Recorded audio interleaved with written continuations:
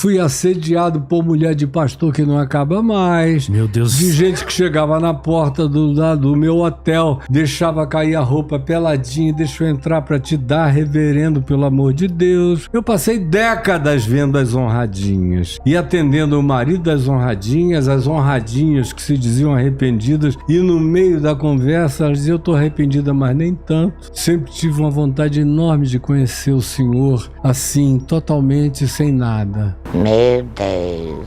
O pastor Caio Fábio participou do Redcast e nesse podcast ele soltou algumas informações sobre as ditas honradinhas e alguns cristãos nas igrejas. Confira!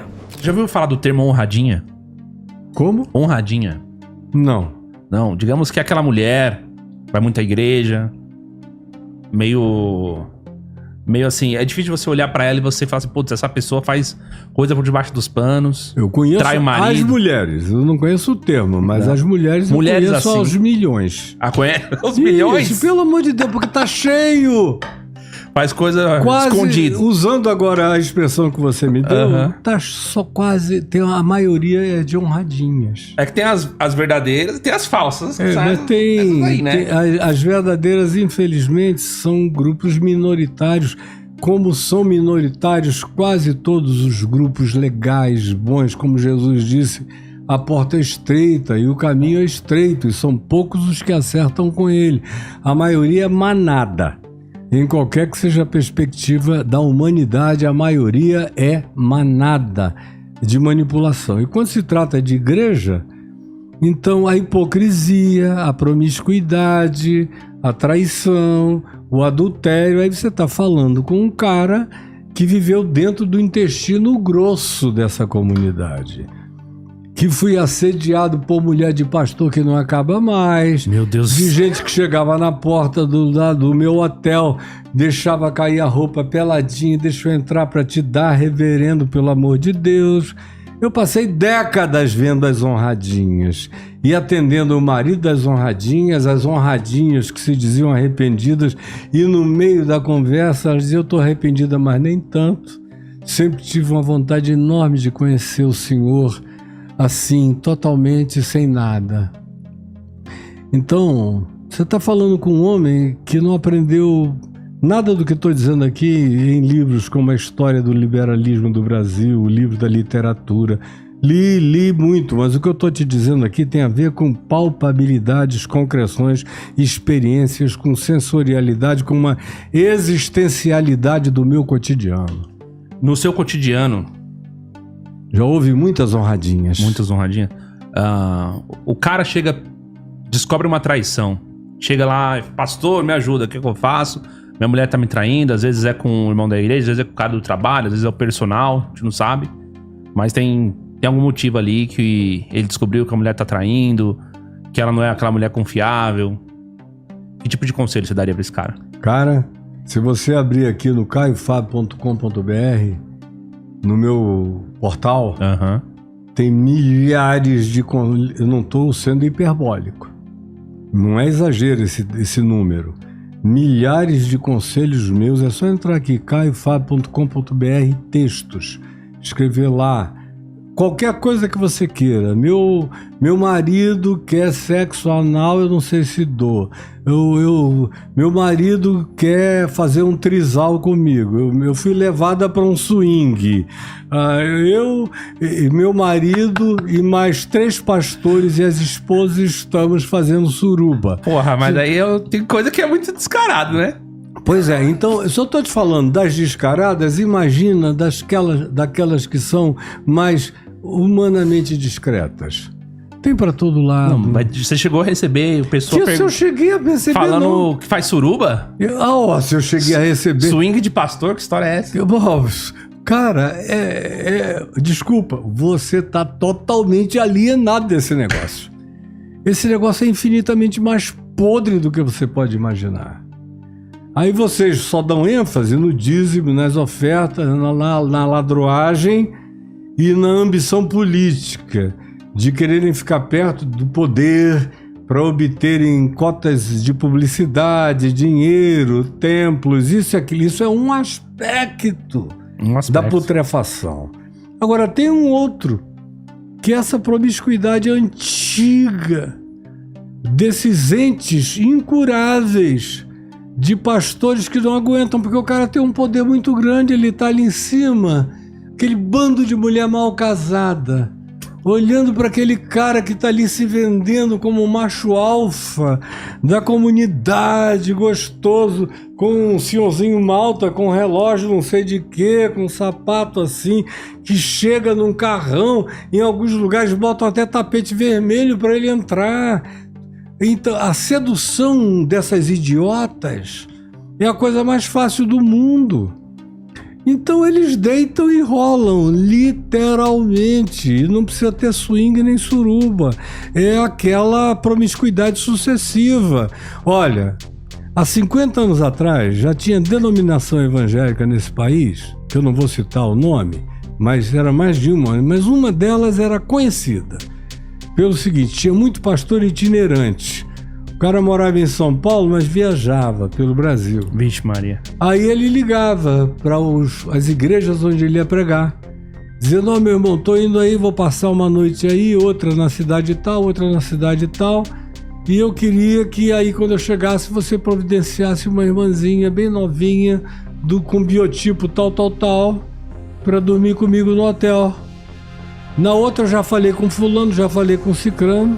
Isso eu estou te falando de 50 anos atrás. Não é de agora. Agora ficou infinitamente pior. Vocês não sabem dar missa o terço. E aí eu é que sou herege, porque não tenho papas na língua para falar essas coisas. Eu me reservo ao direito de não sair dando nomes para todo lado, porque todo mundo tem pai, mãe, filhos, netos, que não merecem terem os seus nomes e suas famílias devassadas, mas que são filhos de indivíduos do pior caráter possível. Tem muita gente na bandidagem com mais ética conjugal do que pastores atrás dos púlpitos. Meu Deus do céu. É. Há um tempo atrás, assim, eu comecei a pesquisar sobre isso. E aí algumas pessoas... Comecei a entender que algumas pessoas falavam sobre pastor que trai, entendeu? Mas a igreja abraça, que... essa questão, por exemplo, das mulheres ficam muito tempo na igreja, etc. Elas ficam ali de conversinha com o irmão, de que as meninas novinhas, elas querem o carinha que toca saxo, o baterista, ou da guitarra, do ministério. O ministério do louvor, então, tem para todo lado, mas não tem ninguém que se compare ao pastor. Se o pastor não for honesto, ele come todo mundo. E é terrível. E outra coisa, eles todos sabem.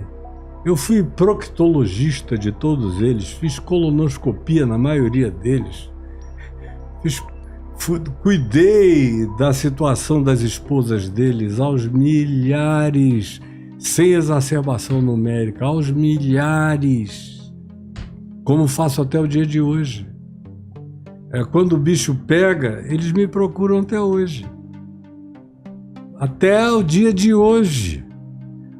Com tudo que eles possam querer dizer a meu respeito, na hora que o bicho pega, eles sabem onde eles podem encontrar discrição, acolhimento, conselho, sensatez, sabedoria e diminuição de agravos, diminuição de tragédias, como Paulo mandou. O apóstolo Paulo disse: aqueles que são membros do corpo, que no nosso corpo nos são os que carregam menor dignidade, a esses nós revestimos de muito maior honra. As suas mãos estão de fora, seus braços também. Agora, da tua cintura para baixo, além da calça, tem no mínimo uma cueca aí, não tem? Não dá para eu ver daqui só se eu tivesse visão de raio-x, porque é considerado um membro. Esse aqui tem muito mais honra, esse teu membro aqui, do que o outro, esse honradinho que você tem aí entre as pernas. Entendi. Esse está coberto por uma calça e por uma cueca. Então, onde existe a verdadeira Igreja de Cristo, tudo que não deveria haver era a exposição desses aspectos de natureza de tragédia íntima. Aham. Agora, por outro lado, só ficou esse bordel, e a relação entre igreja e bordel não é de hoje. Já que vem um professor de história aí amanhã, pergunta a ele, ou depois de amanhã, qual a importância dos bordéis do crescimento da Igreja Católica na Idade Média? Perguntar. Pode perguntar.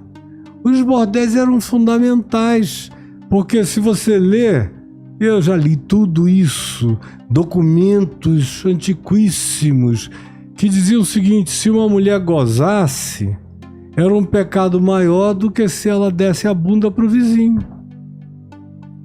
Se o marido transasse com ela e não fosse com fins procriativos, era um pecado maior do que se ele cometesse um adultério ou ela cometesse um adultério, que tinha lá sua punição, mas era menos gravoso. A história desse negócio todo é pavorosa. É que, graças a Deus, ou não sei se graças a Deus, na minha opinião, não. Acho que se todo mundo soubesse a história da história com meticulosidade, quem Ninguém sabe... estava na igreja. Talvez não, mas estivessem na fé. Uhum. Porque enquanto eles não sabem da história, eles ficam na igreja, mas não na fé. Entendi. Aí quando eles começam a saber da história, a maioria se escandaliza e larga a igreja, a fé e tudo mais. Aí é pior a emenda que o soneto. Entendi. E o que você acha de tudo isso? Comente a sua opinião.